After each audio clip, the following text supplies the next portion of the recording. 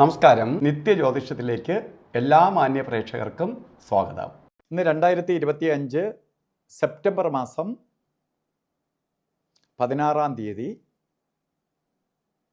1201 ആണ്ട് ചിങ്ങമാസം 31-ാം തീയതി ചൊവ്വാഴ്ചയാണ്. ഇന്നത്തെ നക്ഷത്രം പുണർദ നക്ഷത്രമാണ്. പുണർദ നക്ഷത്രം ശുഭനക്ഷത്രമാണ്. പക്ഷെ ഇന്ന് ചൊവ്വാഴ്ചയാണ്. ചൊവ്വ പൊതുവെ ശുഭഗ്രഹമല്ല.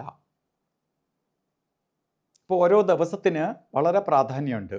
ദിവസം എന്ന് പറഞ്ഞാൽ ആ ഗ്രഹത്തിൻ്റെ സ്വാധീനമുള്ള ദിവസമാണ്. ഓരോ ഗ്രഹങ്ങൾക്ക് വേണ്ടി വിധിച്ച് 7 ഗ്രഹങ്ങൾക്ക് മാത്രമേ സ്വന്തമായി വീടുള്ളൂ. ആ 7 ഗ്രഹങ്ങൾക്കും 7 ദിവസത്തെ കൊടുത്തിട്ടുണ്ട്. രാഹുകേതുക്കൾക്ക് സ്വന്തമായി വീടോ അല്ലെങ്കിൽ സ്ഥാനമോ ഇല്ലാത്തത് കൊണ്ട് അവർക്ക് 2 പേർക്ക് നവഗ്രഹങ്ങളിൽ 2 പേർക്ക് സ്ഥാനമില്ല.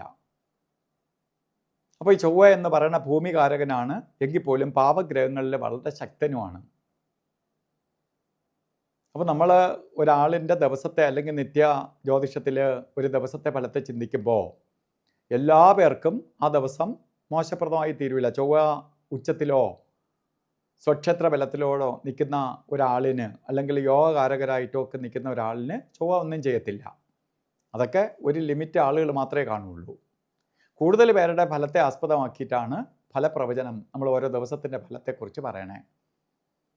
അപ്പോൾ ഇന്ന് പൊതുവേ വളരെ ശ്രദ്ധയോടുകൂടി ഓരോ കാര്യങ്ങൾ കൈകാര്യം ചെയ്യണം. അല്ലെങ്കിൽ പലതരത്തിലുള്ള അസ്വസ്ഥതയുണ്ടാവും. വഴക്കും പ്രശ്നങ്ങളും മേലുദ്യോഗസ്ഥരുടെ അപ്രീതിക്ക് പാത്രീഭവിക്കാം. സുഹൃത്തുക്കൾ അകന്നു പോവാം. ഒക്കെ ഇടയുള്ളത് കൊണ്ട് നമ്മൾ വളരെ ശ്രദ്ധയോടുകൂടി എന്തുകൊണ്ടാണ് നേരത്തെ കൂട്ടി നിങ്ങളെ അറിയിക്കുന്നു എന്ന് ചോദിക്കുമ്പോൾ നമ്മൾ ഓരോ കാര്യങ്ങൾ മനസ്സിലാക്കി നാളെ അല്ലെങ്കിൽ ഇന്നത്തെ ദിവസത്തെ കൊണ്ടുപോവുകയാണെങ്കിൽ നമുക്ക് പലതിൽ നിന്ന് ഒഴിഞ്ഞു നിൽക്കാൻ സഹായിക്കും. അവിടെ ഒരു നോ എൻട്രി ബോർഡ് കണ്ടാൽ അവിടെ എൻട്രി ചെയ്യാതിരിക്കുക. ആ ഓരോ ബോർഡ് പോലെയാണ് ഓരോ ദിവസത്തെ നിങ്ങൾക്ക് മുന്നറിയിപ്പ് തന്നെ. നിങ്ങൾ ഉറങ്ങി കഴിക്കുന്ന 6 മണി സമയത്ത് നിങ്ങളിലേക്ക് കൊണ്ടെത്തിക്കുകയാണ്. കാരണം നമ്മളുടെ വിശ്വാസികളായിട്ടുള്ള ആൾക്കാരുണ്ട്. അവർ അപകടങ്ങളിൽ പോയി ചാടാതിരിക്കാൻ വേണ്ടിയിട്ട് കുറേ നമുക്ക് മാറ്റിക്കൊണ്ടുപോകാൻ സംശയമൊന്നും വേണ്ട.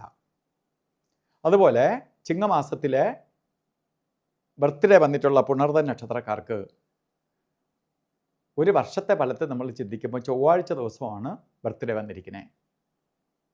ചൊവ്വാഴ്ച എന്ന് പറയുമ്പോൾ കേസ് വഴക്ക്, അതുപോലെ ഭൂമി സംബന്ധമായ പ്രശ്നങ്ങൾ, ബൗണ്ടറി പ്രശ്നം, അതുപോലെ സർജറിക്ക് വിധേയമാവുക, ആക്സിഡൻ്റ് ഉണ്ടാവുക, സഹോദരങ്ങളുമായിട്ട് അല്ലെങ്കിൽ സഹോദര തുല്യരുമായിട്ട് ബുദ്ധിമുട്ടുകൾ വരുത്തുക, ഇവയ്ക്കൊക്കെ ഇടയുള്ളത് കൊണ്ട് നമ്മൾ വളരെ ശ്രദ്ധയോടുകൂടി കൊണ്ടുപോകണം.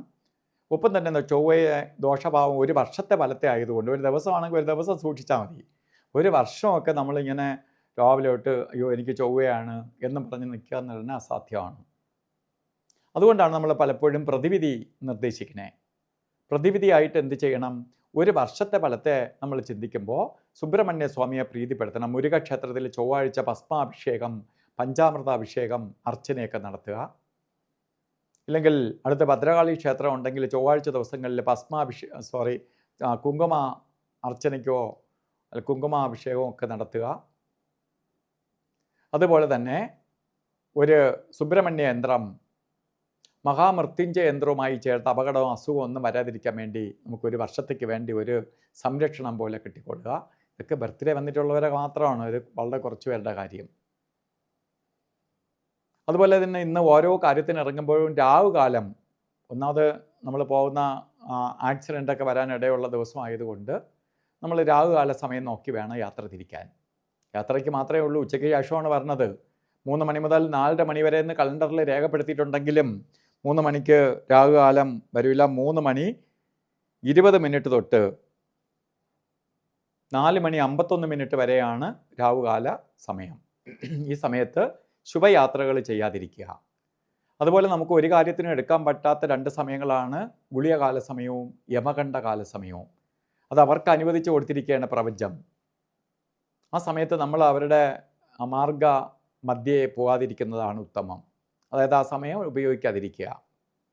അത് ഗുളികകാല സമയം പറഞ്ഞത് 12:19 തൊട്ട് 1:59 വരെയും, യമകണ്ഠ കാല സമയം വരുന്നത് 9:18 മുതൽ 10:49 വരെയും. ഈ സമയം ഒരു ശുഭകാര്യങ്ങൾക്കും എടുക്കാതിരിക്കുക. അതുപോലെ ഇന്ന് നമുക്ക് ചില സുപ്രധാനമായ കാര്യങ്ങൾ ചെയ്തേ പറ്റുള്ളൂ എന്ന അവസ്ഥ വരും. ഓരോ ദിവസവും കുറച്ച് പേർക്കെങ്കിലും ഒഴിയാൻ പറ്റാത്ത അവസ്ഥകൾ വരും. പക്ഷെ പ്രത്യേകിച്ച് വിദേശത്തൊക്കെയാണ്, ഒരാളുമായിട്ട് സംസാരിച്ച് ഒരു എഗ്രിമെൻറ്റിൽ നിന്ന് ഒപ്പിടണം, അല്ലെങ്കിൽ ആ കോൺട്രാക്റ്റ് നഷ്ടപ്പെട്ടു പോകും. അങ്ങനെ വരുന്ന സാഹചര്യങ്ങളിൽ നമുക്ക് അഭിജിത്ത് മുഹൂർത്തം ആശ്രയിക്കുക മാത്രമേ വഴിയുള്ളൂ. എല്ലാ ദിവസവും 2 നാഴിക നേരം 48 മിനിറ്റ് നേരം അഭിജിത്ത് മുഹൂർത്തമുണ്ട്. അപ്പോൾ ഈ അഭിജിത്ത് മുഹൂർത്ത സമയം നമുക്ക് എടുക്കാം.